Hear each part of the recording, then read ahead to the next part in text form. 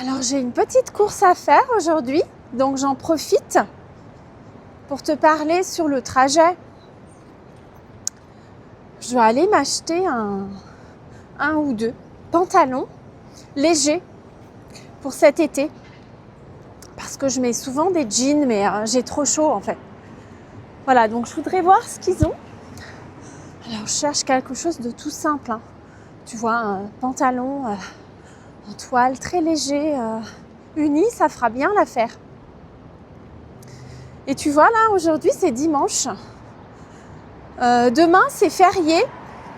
Ça m'arrangerait mieux en fait de faire ça demain, mais j'ai pas envie de me faire avoir parce que ici c'est compliqué les jours fériés. Il y a des jours fériés où tout est ouvert et puis il y a des jours fériés où les magasins sont fermés. Donc j'ai pas envie de me faire avoir et de me retrouver devant la porte du magasin. Donc j'y vais maintenant. Voilà, ce sera plus simple. C'est vrai que le dimanche, je fais d'autres choses. Je fais pas beaucoup de shopping. Mais bon, c'est pas grave.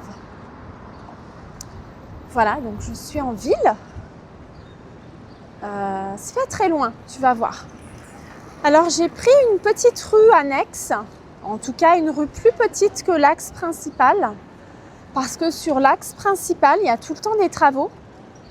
Et je suis sûre qu'ils vont nous faire le tour. Pour les piétons, c'est infernal. C'est vraiment pénible. Et tu vois, ça c'est un truc que j'aime pas à Toronto, c'est les travaux. Il y a des travaux tout le temps, partout. C'est fatigant en fait. Mais bon, on s'y fait, hein. On se fait à tout. On s'habitue. Voilà. Donc, tu sais, je m'en fais pas trop, hein. Je vais aller voir ce que je trouve. Et puis si je trouve rien, bah c'est pas grave. C'est un magasin que j'aime bien parce qu'en fait, il récupère des vêtements d'un petit peu partout qui n'ont pas été vendus. C'est pas du tout des vêtements d'occasion. Hein. C'est des vêtements neufs, mais qui sont récupérés. C'est des fins d'inventaire en fait. Et alors les prix sont intéressants, mais c'est pas seulement pour ça que j'aime bien. J'aime bien parce qu'en fait, ils ont tout le temps des nouvelles choses. Donc tu peux y aller plusieurs fois dans la même saison. Tu vas trouver des trucs différents à chaque fois. Donc c'est bien, j'aime bien. Et puis tu vois, je vais en profiter pour faire quelques petites courses. Il y a un supermarché par là-bas. J'y vais très rarement, mais voilà, je vais en profiter. Tu vois, je vais faire en sorte de faire ce que j'ai prévu d'un seul coup. Tu vois, j'ai pas envie de sortir plusieurs fois dans la journée. Voilà. Tu sais, moi, le dimanche, j'aime bien être tranquille. Il y a des choses que je fais parce que je dois les faire, mais j'aime bien être tranquille chez moi. Et je t'avoue que je me suis fait un petit peu violence là pour sortir. Il n'est pas très tard, il est midi. Et je me suis fait violence pour faire ce que j'ai à faire aujourd'hui. Et comme ça, tu vois, c'est demain que je pourrai être un petit peu tranquille. Ou alors, je vais carrément partir faire une petite virée quelque part demain. Tu vois, j'aurai toute la journée pour aller me balader. Voilà. Donc, il y a une expression qu'on utilise en français. Ce qui est fait n'est plus à faire. Donc, je vais faire ce que j'ai à faire. Et puis ensuite, je me sentirai plus libre de me relaxer. J'aime beaucoup me relaxer. Parce que pendant la semaine, on a quand même un rythme assez soutenu, tu vois. Je ne sais pas si c'est ton cas aussi. Mais on a besoin aussi de se calmer un peu. D'être en mode lent. Et ben moi, mes dimanches, ils sont très lents. Très, très lents. Voilà. Alors, je suis presque arrivée. Et je vais m'asseoir. Parce que j'ai quelque chose à te dire. À t'expliquer. Regarde, j'ai trouvé ce petit jardin. Alors je le connais, hein, mais il est très beau en ce moment. C'est très joli. Il y a des fleurs. En fait, c'est un petit jardin communautaire.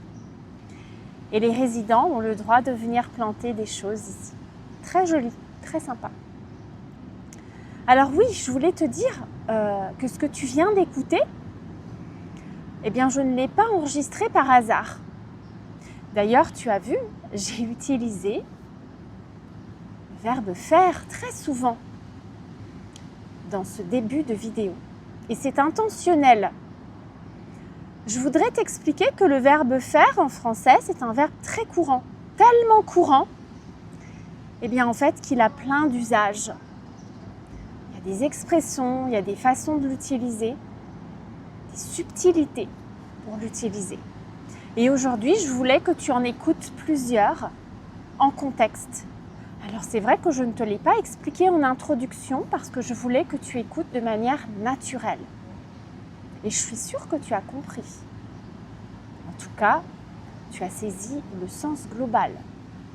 Mais je vais te reparler de ces expressions rapidement. Tu vois, j'ai pris des notes. C'est la première fois que je prends des notes. J'ai utilisé l'expression se faire avoir.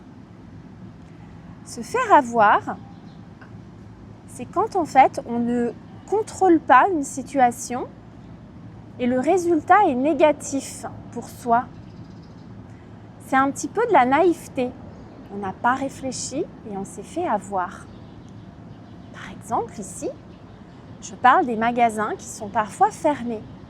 Si je ne fais pas attention, eh bien, je vais me faire avoir parce que je vais aller là-bas pour rien. Se faire avoir, ça peut aussi vouloir dire que quelqu'un a été malhonnête avec toi. Imagine, une personne te demande de l'argent, te dit voilà, prête-moi de l'argent, je te le rendrai, etc. Et tu lui prêtes. Et puis cette personne disparaît. Elle ne va jamais te rendre ton argent. Eh bien dans ce cas-là, tu t'es fait avoir. Ça veut dire que tu as donné ta confiance à quelqu'un et cette personne en a profité pour te prendre de l'argent. Voilà. J'ai utilisé faire. Alors j'aime bien ça, cette façon de parler parce que pour les apprenants, c'est très bizarre. Pourquoi est-ce qu'on utilise faire deux fois ? Faire.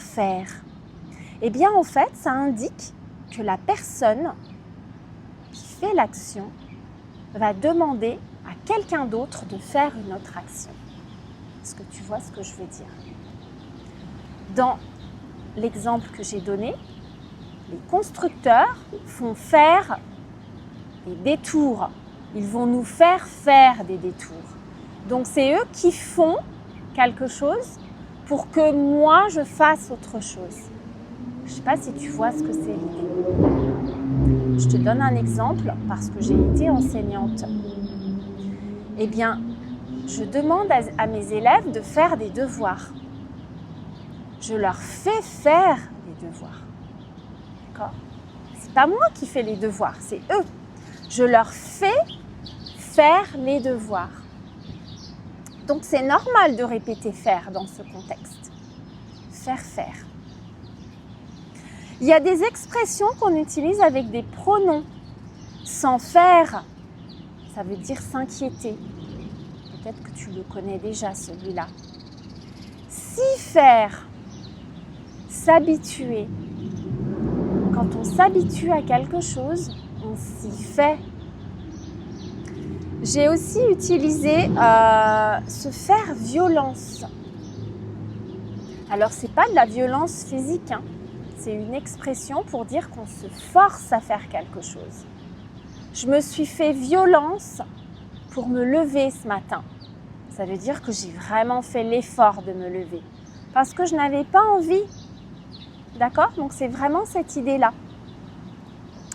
Faire en sorte. Quand on fait en sorte de faire quelque chose, eh bien, on fait tout ce qui est nécessaire pour que ça marche. On s'arrange pour que ça fonctionne. On fait en sorte que quelque chose se passe. J'ai parlé aussi de faire l'affaire. quelque chose qui fait l'affaire, c'est quelque chose qui convient. Par exemple, si tu es au supermarché et que tu adores une marque de chocolat et qu'il n'y en a plus, eh bien peut-être que tu vas quand même acheter du chocolat, une autre marque. Ça fera l'affaire parce que de toute façon, il n'y a pas le chocolat que tu aimes. Donc c'est une sorte d'alternative, si tu veux, ou une sorte de chose qui va convenir même si ce n'est pas exactement ce que tu avais prévu. Voilà, c'est ça, faire l'affaire. Et puis enfin, j'ai utilisé une expression qui est assez facile à comprendre. Ce qui est fait n'est plus à faire. Donc c'est une façon de dire qu'il faut être proactif. Parce qu'une fois que j'ai fait tout ce que j'ai prévu, eh bien, voilà, je suis libre. Je n'ai plus besoin de me soucier de faire ces choses-là. Ce qui est fait n'est plus à faire. Voilà, voilà. Donc, je ne vais pas t'en dire plus parce que je pense que c'est déjà pas mal. Il y a peut-être des mots, des expressions que tu connaissais déjà. Tant mieux. Et puis, si c'est tout nouveau pour toi, eh bien, ça fait déjà beaucoup de choses à intégrer. D'accord ? Et ce qui est important avec ces usages, c'est de les connaître et puis de les utiliser si tu peux. Réutilise-les quand tu parles. Voilà. C'est tout. Donc, je te dis à bientôt. Bye bye.